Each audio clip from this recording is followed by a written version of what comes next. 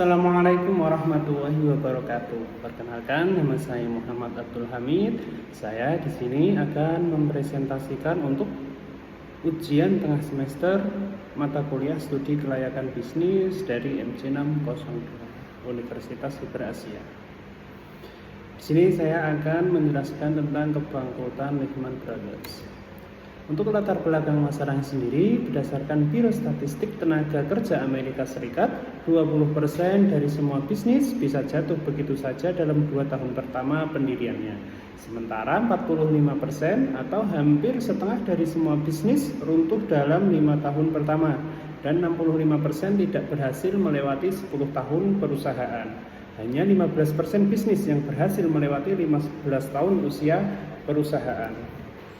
Untuk aspek-aspek kebangkrutannya adalah ada aspek SDM, lalu ada aspek pasar dan pemasaran, lalu ada aspek finansial. Untuk aspek SDM sendiri, kebangkrutan Lehman Brothers menyebabkan hilangnya pekerjaan bagi ribuan karyawan di seluruh dunia. Banyak karyawan yang kehilangan pekerjaan tanpa peringatan dan kompensasi yang memadai. Dampak psikologis terhadap karyawan dan keluarga mereka sangat signifikan, mengingat banyak dari mereka yang bergantung pada pekerjaan tersebut untuk stabilitas finansial. Kehilangan pekerjaan juga mengakibatkan penurunan moral di industri perbankan secara keseluruhan, dengan ketidakpastian mengenai stabilitas perusahaan keuangan lainnya. Lalu untuk aspek pasar dan pemasaran, Lehman Brothers tidak mampu bertahan di pasar yang sangat kompetitif karena strategi pemasaran yang tidak efektif dalam menghadapi krisis keuangan. Ketergantungan pada produk-produk berisiko tinggi seperti MBS dan CDO tanpa strategi mitigasi risiko yang baik menjadi bumerang.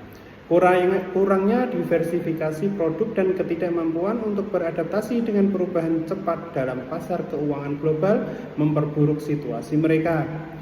Untuk aspek finansial, Lehman Brothers terjebak dalam utang besar dan memiliki eksposur yang tinggi terhadap pasar subprime mortgage yang runtuh. Ketika harga rumah jatuh dan peminjam mulai gagal bayar, aset-aset Lehman Brothers kehilangan nilai secara drastis. Ketergantungan pada leverage tinggi mempercepat keruntuhan mereka karena tidak mampu memenuhi kewajiban finansial mereka. Ketidakmampuan untuk mendapatkan bailout atau dukungan finansial tambahan dari pemerintah atau pihak lain menyebabkan perusahaan harus mengajukan kebangkrutan pada tahun 2008. Lalu pandangan komprehensif secara keseluruhan, kebangkrutan Lehman Brothers menunjukkan kelemahan dalam manajemen risiko dan ketergantungan berlebihan pada instrumen finansial yang kompleks dan berisiko tinggi. Kurangnya diversifikasi portofolio dan strategi pemasaran yang gagal dalam membaca dinamika pasar turut mempercepat kejatuhan mereka. Dampak dari kebangkrutan ini sangat luas, tidak hanya pada karyawan, tetapi juga pada sistem keuangan global yang memicu krisis keuangan global pada tahun 2008. Demikian presentasi dari saya. Terima kasih. Assalamualaikum warahmatullahi wabarakatuh.